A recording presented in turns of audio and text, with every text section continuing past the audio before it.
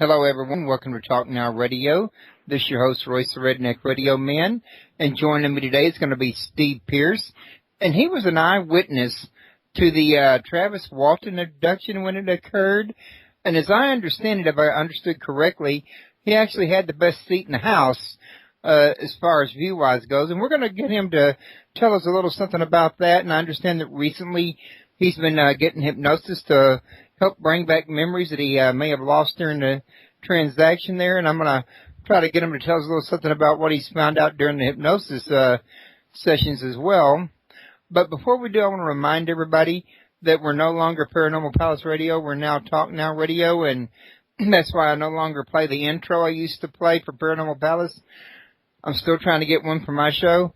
And I'd also like to remind everybody that recently my health has declined and I have emphysema. And due to the compromised immune system that came with emphysema, I never really know for sure if on any given day I might end up really sick or in the hospital with pneumonia or something like that. So I can't always guarantee that I'll be at the show when I schedule them, but I don't want to miss shows by not scheduling them either. So what I'm telling everybody is I'm letting them know in advance that things may happen from time to time.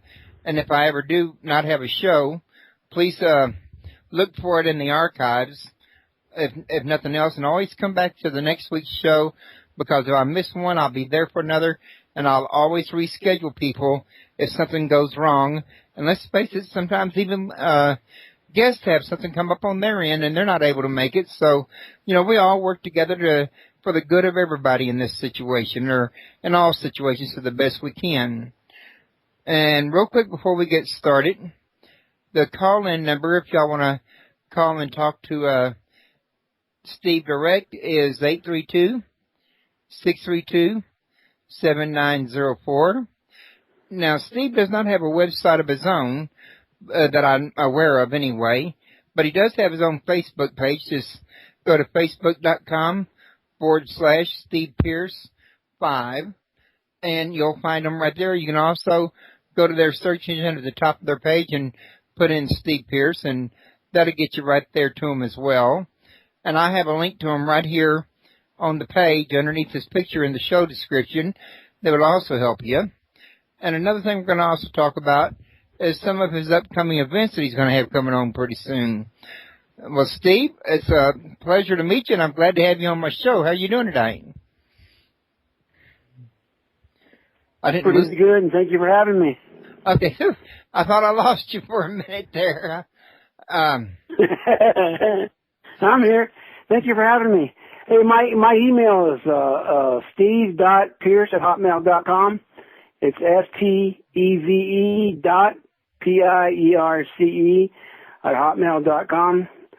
So, and I got a book coming out next month. It's called Broken Silence, One Man's Journey. So if you're interested in it, email me and we can, go from there. Okay. So I'll stay in touch with you about that when you say it's coming out next month. Yeah, I'm going to have it out on probably about the 15th, because I'm going to go down to Roswell on the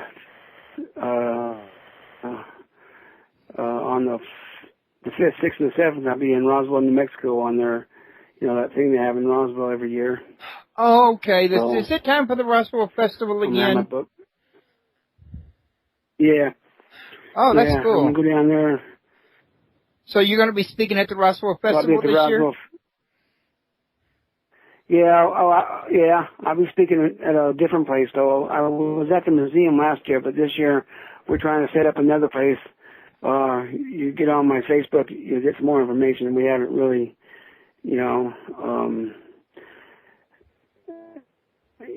have it all packed down yet, but it's going to be me and another guy, and hopefully it all comes together, but I'll be down there. Okay. Now, Steve, was I correct when I said you had the best seat in the house for the actual getting a view of what was going down with Travis when he was abducted? Yeah, I was actually the closest one to Travis. I was hanging out the window when we loaded up, we took off, and was in a two-seated pickup truck, and there was three in the front seat. Travis was shotgun side. Kenny Peterson was in the middle, and Mike Rogers was driving. Then in the back, it was Alan Dallas, then me, then John Gillette, and then Dwayne Smith was on the far left behind Mike. And we were going down the road, and someone said, "Looks like the moon," you know, and that's not the moon. The moon's over here on this side. And we couldn't figure what it was, and someone said, "You look like an airplane wreck," and John Gillette said, "No, there ain't no airplane wreck. I know what it is." Get a little bit closer, and out UFO, and he hits the floorboard.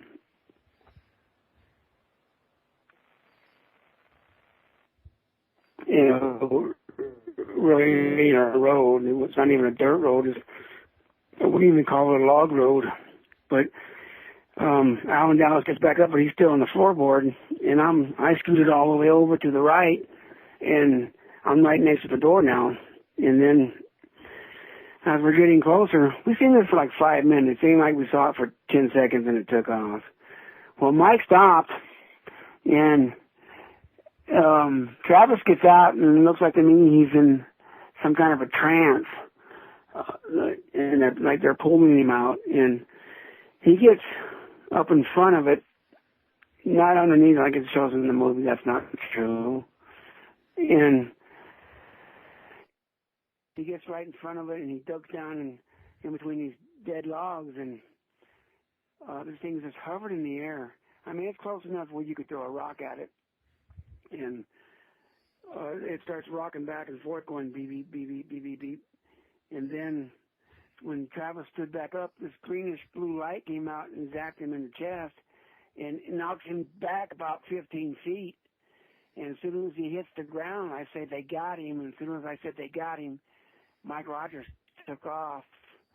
And we're running over everything. And at first I didn't realize we were taking off until I hit my head on the door and I was bouncing around and realized we were going down the road. And then we get down the road, and then Kenny Peterson and John Gillette make him stop, and he stops, and then we're getting out of the truck, and as we're getting out of the truck, we notice that we notice this white light take off in the sky, so we figured it's gone. And then we're sitting there talking about it. And the movie it shows that Mike went back tonight after the show was over, watched Paranormal Witness on the Sci-Fi channel. It's called The Abduction, and that's pretty much right. Hollywood really did something with fire in the sky. But anyway, it shows that Mike went back by himself and fire in the sky. That's not true. You would have never left us out there. We would have stayed wherever that truck went. Wherever that truck went was where I was going until I got home. But anyway, we're sitting there talking about go back and look for him, or should we go get help, or what? And John goes, we can't leave him behind. We have to go back and look for him. And Kenny Peterson said the same thing. We got to go back and look for him. Well, me and Alan Dallas,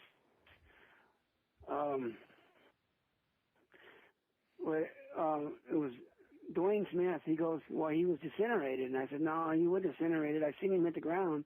His body's there." So we all get back in the truck, and we turn around and we go look for him. And we can't find him. We looked everywhere. We got one flashlight, and we're looking for him. So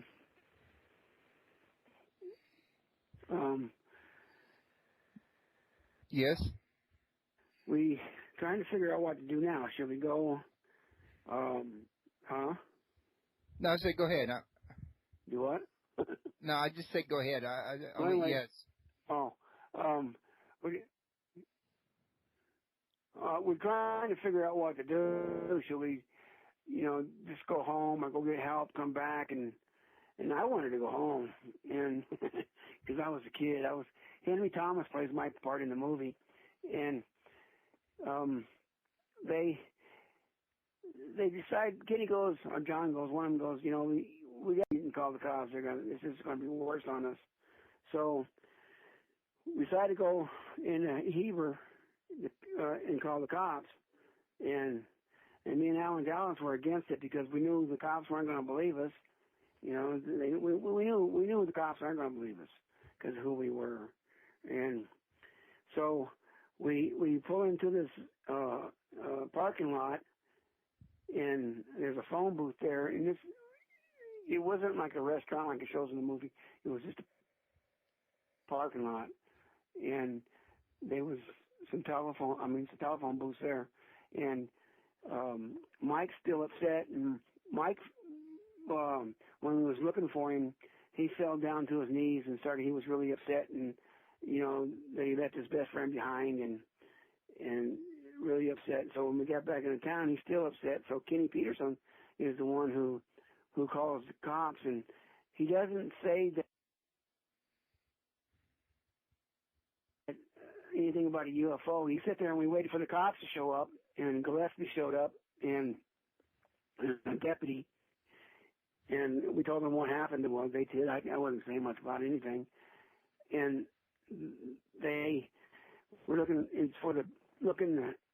around for beer cans and stuff. I think they thought we were partying and stuff, so they were looking for beer cans, and because they didn't believe us. And finally, they said that Mike has to go back because he's the crew boss, and 2 other people have to go back, and the other 3 can go home. So Alan Dallas and Kenny Peterson both volunteered to go back with the cops, and me, John Gillette, and Dwayne Smith, we went back to Snowflake. Well, they went out there and looked for him again, and they couldn't find him. Well, that night when I went home, I told my mom what happened, and I don't think she really believed me that night. But the next morning, there's some city cops at the door, and some news reporters and stuff, and my mom's out there talking to them, and they're telling my mom that we know Travis is dead. We're going to get out there and we're going to find him, and we're going to find a body. Well, I grabbed my cowboy boots and snuck out the back door, and I hid all day at a girlfriend's house. And then at lunchtime, her mom came home and said that the whole town thinks that you got to stay away from that Pierce boy. The whole town thinks that Travis is dead and they killed him, and his body's out there somewhere.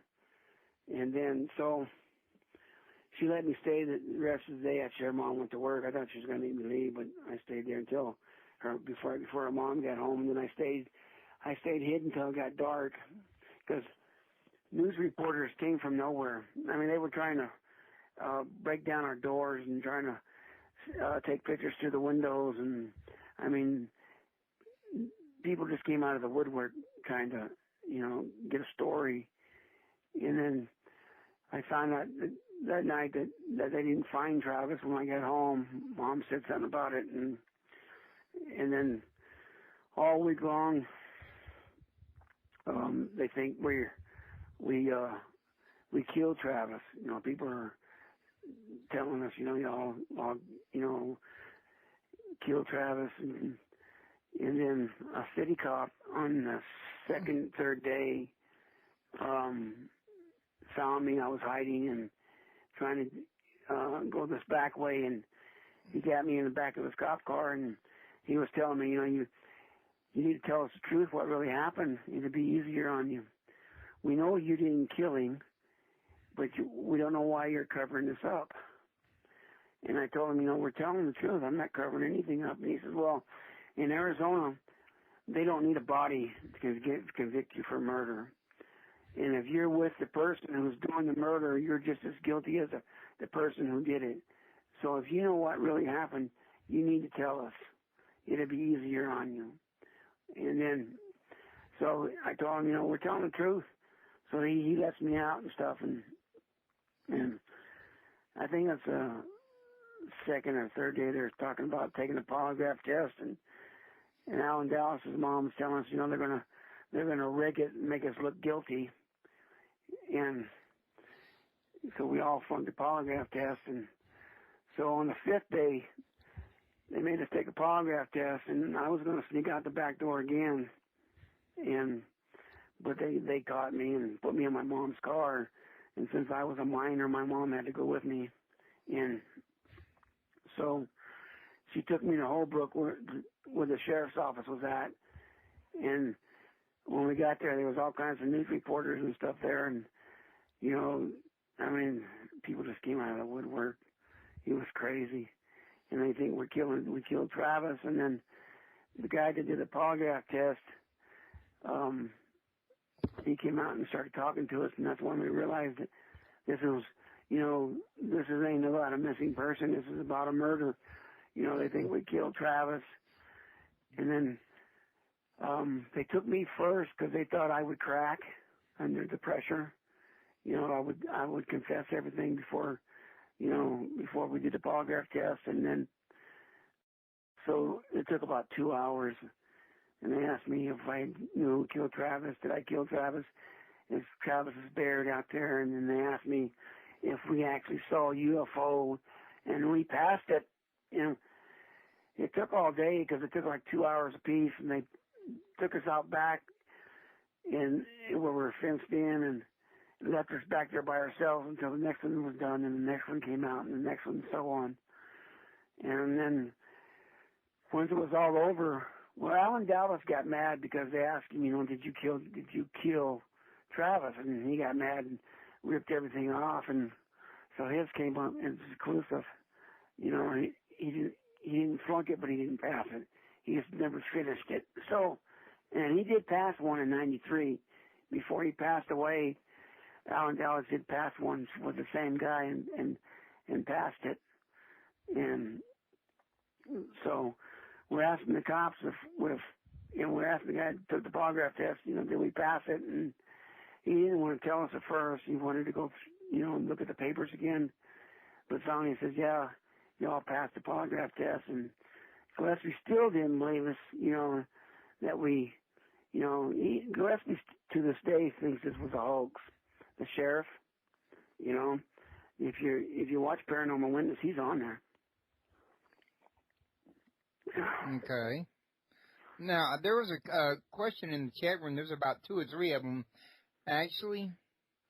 One guy wants to know, did the ship wobble before it took off?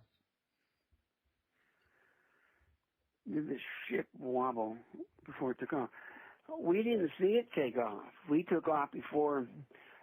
The ship rocked back and forth, and it started getting brighter and brighter and brighter. And this greenish blue light came out and zapped him in the chest. And then we took off. Mike took off. So we never actually seen him take Travis or anything. We was already gone. But when we were getting out of the truck, we saw a bright white light take off. And we thought it was the UFO taking off. Okay. Now, another one that was asked, let me get to it and find it here. Did anyone ever check the ground for radiation or the truck? Yes, I wasn't out there on the next day after this happened. They made everybody go out except me because I hid. And according to John Gillette, they had a cop beside him, and they said 2 guys came out there with a meter, and it was checking for something. And they checked Mike first, and there was nothing on Mike, you know, but Mike took a shower and everything. And so Mike grabbed the hard hats, and I guess the hard hats really went off, you know, and then the 2 guys just walked away, and they don't know who it was. If you watch the program tonight, it shows that. Okay, and we don't know who these 2 guys were that even showed up. It had nothing to do with the police department. Because Mike asked the cops, who's those 2 guys? What 2 guys? You know, we don't know who you're talking about. But there was 2 guys that showed up and they was checking the ground and stuff, but then they just seemed to disappear. Okay. Now, listeners, remember, right after this show is over, on the Sci-Fi Channel. It's going to air on, Sci-Fi Channel. Paranormal Witness is what I'm trying to think of, is the name of the show. Tonight's episode is going to be about the Travis Walker abduction, and I think you're going to be on it as well, right, Steve? Yeah, we're all on it. The cops are on it. Alan Dallas passed away, so he's not actually on it. He's in it, it shows him, then it shows a live version of him talking, if they haven't took that out.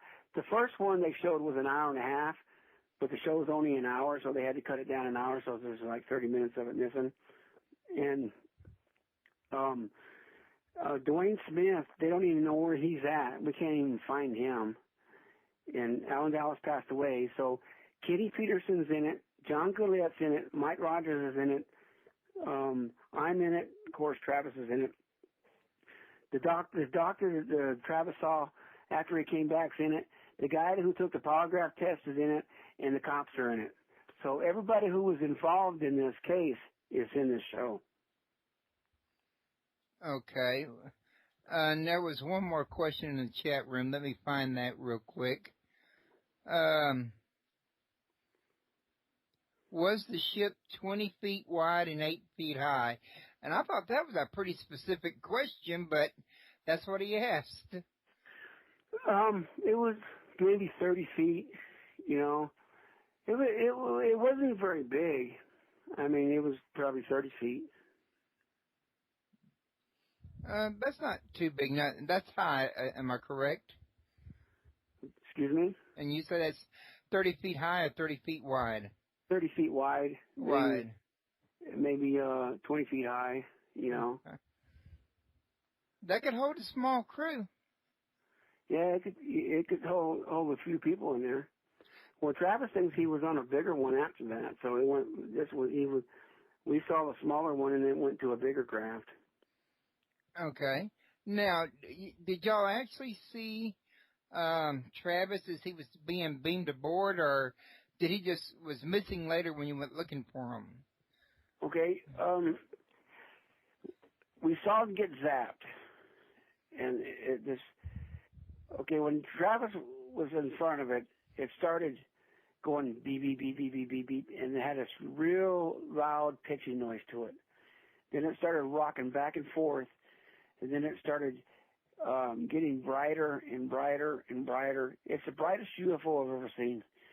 And it got brighter and brighter, and then then the bluish green light came out and zapped him. And that's when he flew back. He flew back, and then he hit the ground. And then when he hit the ground, I said, they got him. And as soon as I said they got him, that's when Mike took off. And after that, we don't know what happened because we weren't there. Okay. Now, according to videos, I think, and according to your Facebook page, if I'm not mistaken, you've recently subjected yourself to hypnosis to bring up some of the memories of that event. How did those go?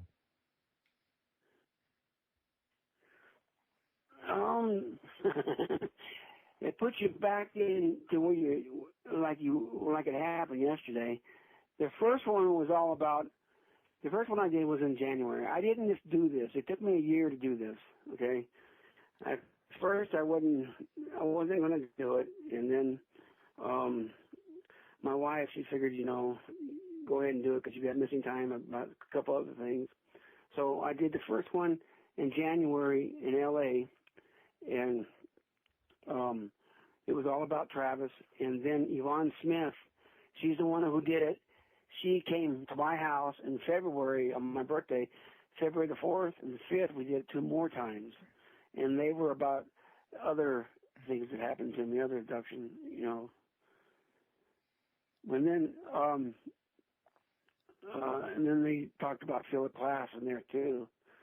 After this happened, I got married and moved to Taylor. I got married that following February, and I was living in Taylor. I didn't even invite these guys to the wedding. Not one of these guys came to my wedding because I was trying to get away from them. And well, I was living in Taylor, and Jim Click, a city cop, was coming down the dirt road where I lived, and my ex-wife, she said, you know, the cops are coming down the road. What'd you do this time? She thought I was in trouble again because they were heading to my house, and he came to the door, and she answered the door, and then I went to the door, and then Jim goes, Philip Platt said he'd give you $10,000 if you said this was a hoax. Well, I just thought Philip Platt was just another news reporter because I was avoiding him. I only done one interview back then, and that was following July. It was July the 7th in 1976 was the only interview I did because I was at the hospital in Show Low, and my wife was having a baby and having our son, and I couldn't escape. I couldn't get out. They had me trapped, you know. And so I went out and I did an interview with them, and they made I think it was National Star. They made us look like we were lying. And after the magazine came out, they made us look like we were lying. So I never did interviews because you never knew what it's going to be like once they put it on paper or put it on the air, you know what I mean? Right. And they made us look like liars. I wouldn't have anything to do with them. I stayed away from them. And then I moved to Texas, and I moved to Texas and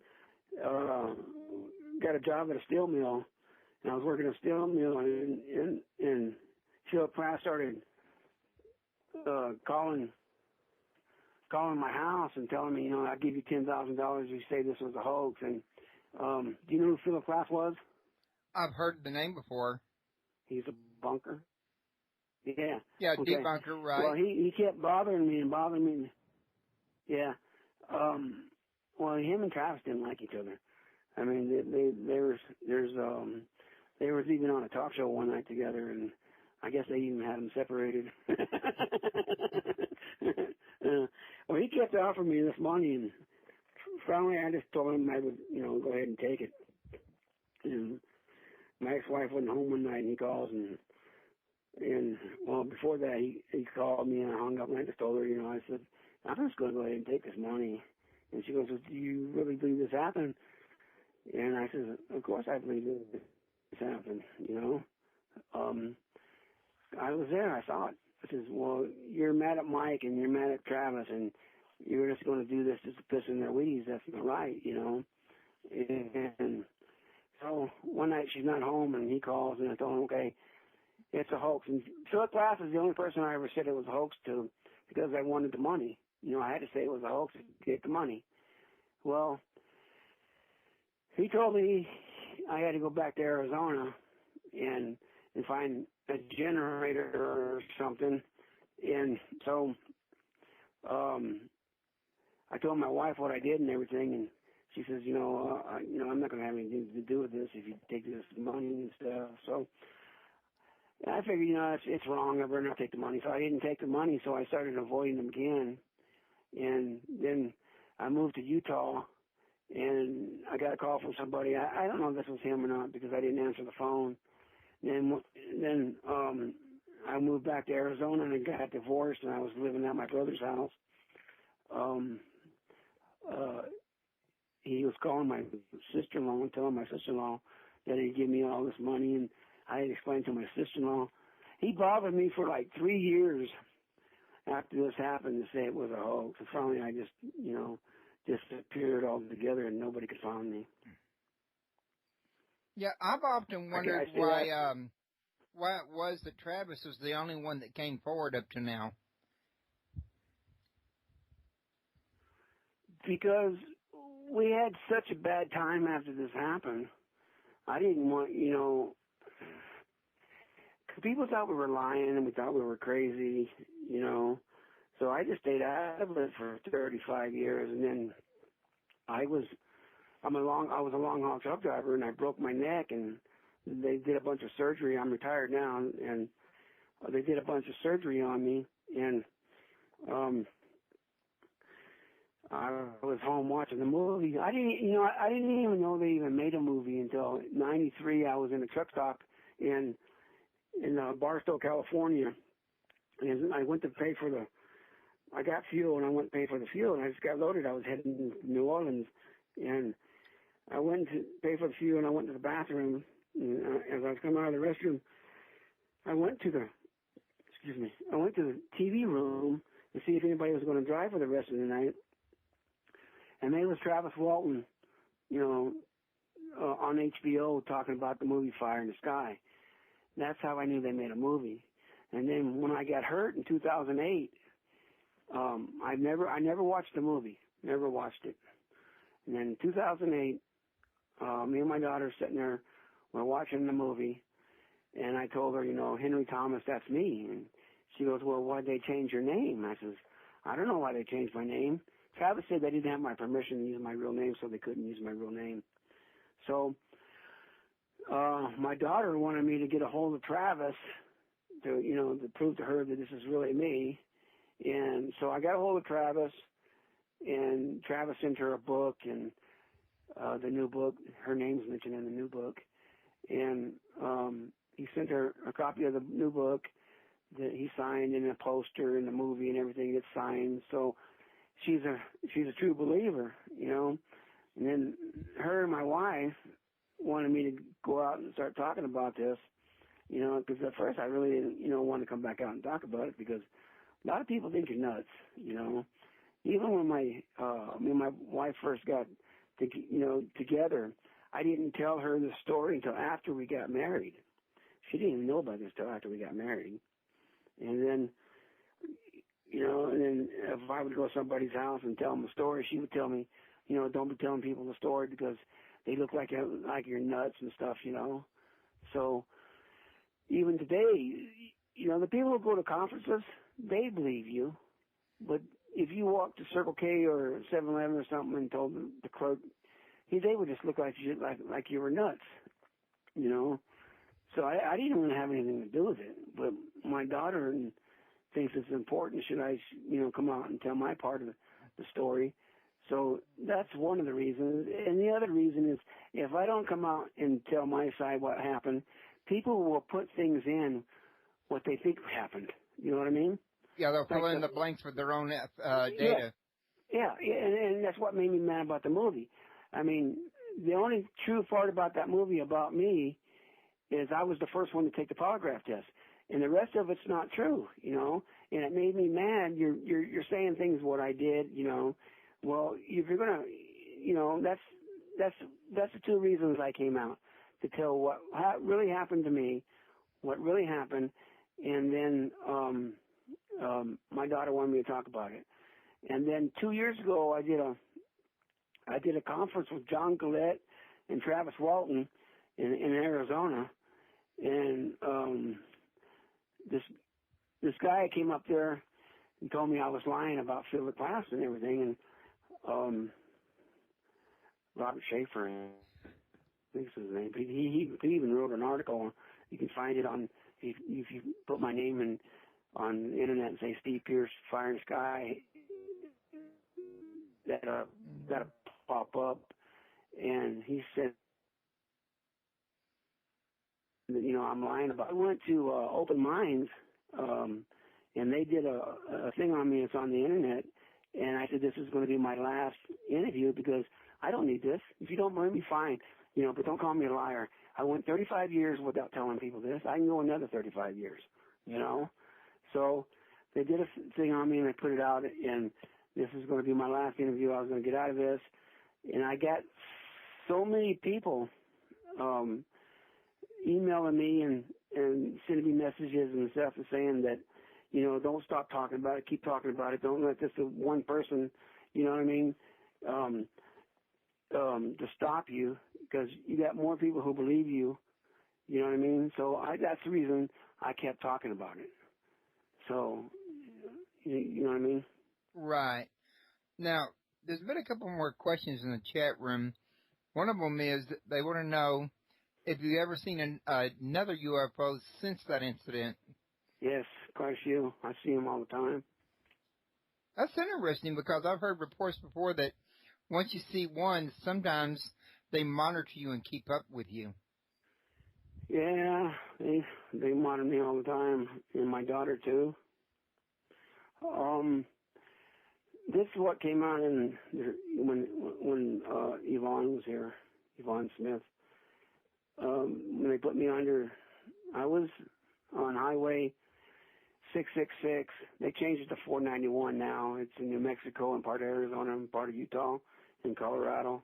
But I was heading up to Utah, I was almost into Shiprock, New Mexico, and I noticed this bright light behind me, and then it got on top of me, and I'm thinking, well, here it goes again. And so I pull into this gas station that's closed for the night, and I open the truck door, and I'm standing on this, how semis got steps to get in the truck. You get those stairs, and next to your gas tanks. Well, I'm standing on that, and I'm looking up, and it's right above me. It's hovering above me. And then I look down the road, and I see some headlights coming. I look back up, and then I look back down, look at the headlights, and when I look back up, the next thing I remember, it's the next morning, and they're beating on my door, saying that I can't be parked there. They're fixing to open the store, and I can't park there. I got to move my truck. So I had like 4 hours missing, and that's when I found out that I was on a UFO. But not the same one with Travis. I don't think so. The ones that I see are in black, and their eyes are darker. They're grays, but their eyes are dark or black. Okay. Now, let's see what else. They were also asking, did you ever go back and finish the logging job? No, mine got fired from it, and they hired another crew. I did go back. The first time I went back was like 3 days after this happened. I was walking down the road, and these Asian people pulls up and asked me if I was one of the people with Travis, and I said yes, and they said, well, we'll give you $300 if you take us out there.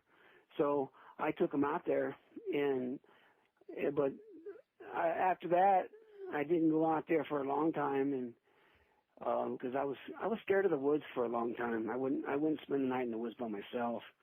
I tried it a couple years ago, and I couldn't do it, and then I finally did it